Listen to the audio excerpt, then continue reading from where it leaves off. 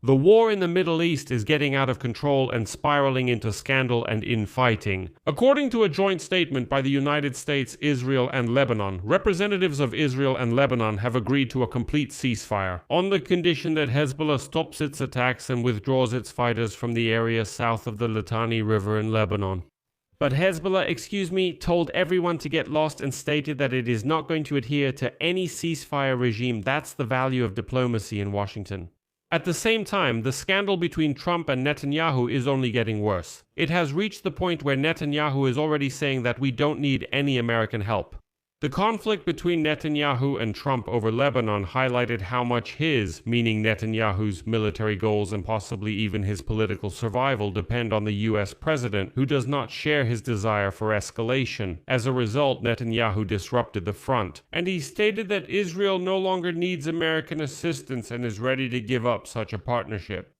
So let's discuss these news stories now. My name is Alexei Pechi. Let's discuss this together. But before we start, I ask you to subscribe to this channel, like this episode, leave any comment under this video, and subscribe to my Telegram channel, Peachy News. The link is in this video's description.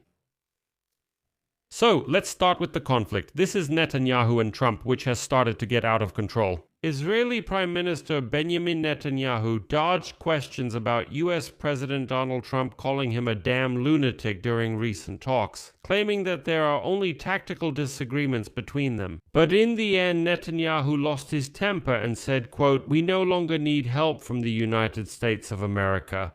And this statement caused a real sensation. But where did it come from and what's behind it? Today, the Prime Minister of Israel has already sent a letter in support of the resolution by American Republicans which proposes to cancel the annual direct subsidies to Israel from the US, amounting to almost $4 billion a year.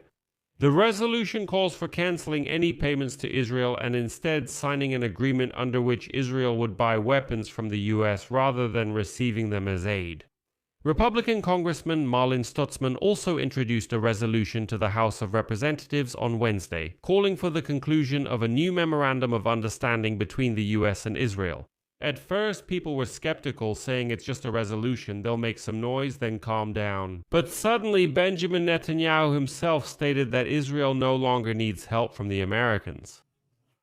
And this suddenly changed the perception of Congressman Stutzman's initiative.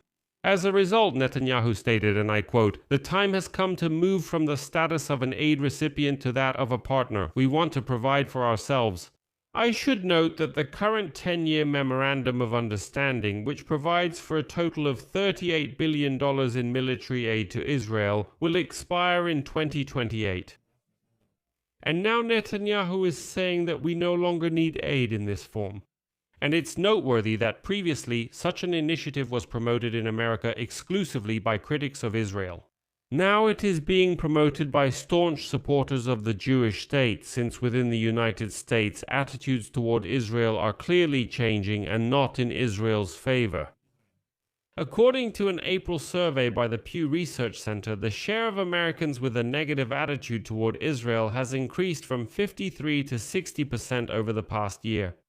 And that's why such a statement by Netanyahu is clearly an attempt, to get ahead of the situation, like saying, "We ourselves refused your help, not that you cut it for us." But Netanyahu has big problems, especially considering that Trump himself reproached him, saying that he would have been in prison a long time ago if Trump hadn't covered for him. The thing is, in October there will be elections to the Knesset in Israel, and Netanyahu still hasn't fulfilled his promise to destroy Hamas. And he hasn't fulfilled his promise to change the regime in Iran. And he is facing enormous criticism inside Israel because of the ongoing attacks by Hezbollah, and now there's also the scandal involving Trump. While the war in Lebanon was ongoing, the conflict between Trump and Netanyahu also emerged, and there are updates about it. According to a joint statement by the US, Israel and Lebanon have agreed to a complete ceasefire on the condition that Hezbollah stops its attacks and withdraw its militants from the area south of the Litani River in Lebanon. But today, the Hezbollah group rejected all the proposed conditions after the Shiite militia had initially declared its readiness for a complete ceasefire. Without Hezbollah's consent, the ceasefire may remain just on paper, and the militants openly say they don't care about any ceasefire agreements. Let me explain further. Why did I say everything is out of control? The problem for Donald Trump is that a complete ceasefire in Lebanon is one of the key demands put forward by Iranian officials in negotiations with the Trump administration about a war-ending agreement. That's why Trump lashed out at Israeli Prime Minister Benjamin Netanyahu in a phone call full of profanity. Trump himself has already confirmed this. I have a separate episode about this topic on YouTube, so go check it out.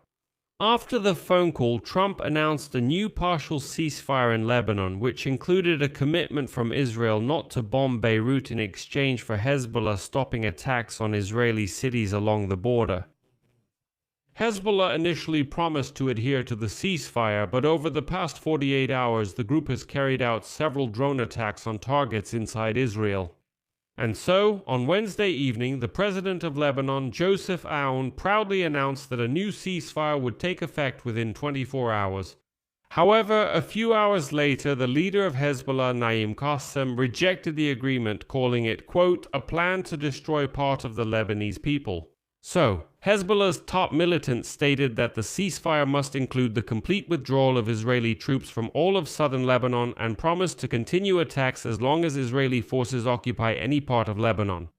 And here it's important to understand that if Hezbollah really rejects the agreement and continues to launch rockets and drones at northern Israel, this could push Trump to give Netanyahu a full carte blanche.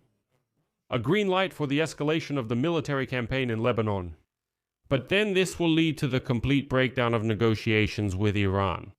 And here I should note that, as part of the agreement between the authorities of Israel and Lebanon, both sides agreed to create so-called pilot zones in southern Lebanon, that is, separate enclaves where the Lebanese armed forces, not Hezbollah, but specifically the regular army, should take exclusive control over these territories and ensure that Hezbollah is not present.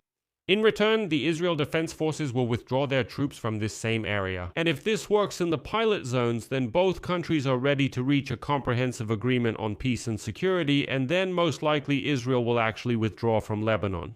And in the joint statement, Israel and Lebanon confirmed that they have no hostile intentions toward each other and pledged to continue direct negotiations to build trust, resolve all outstanding issues, and work toward a comprehensive agreement between the two countries.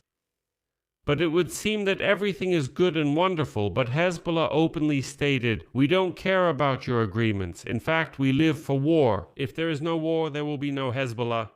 And so it turns out that the war in the Middle East is once again getting out of control. Iran is demanding an end to the war in Lebanon. Hezbollah says there will be no end. Israel accordingly will continue this war. And Trump, based on this, will not be able to reach any agreement with Iran. This is called Zugzwang, when any move you make ultimately leads to nothing but defeat. I'll leave it at that. Share your opinions and conclusions in the comments below this episode. Subscribe to the channel, hit the bell, and don't forget to like. If you want to support the work of this YouTube channel, you can do so financially by donating through the links and details in the description of this video or by using the QR code on your screen. I would appreciate your support. And friends, let me remind you that I now have a Ukrainian language YouTube channel. So, if you want to get information in Ukrainian, the link to that channel is in the description of this video. Go check it out and be sure to subscribe. That's all for now. Take care of yourselves. Goodbye, everyone.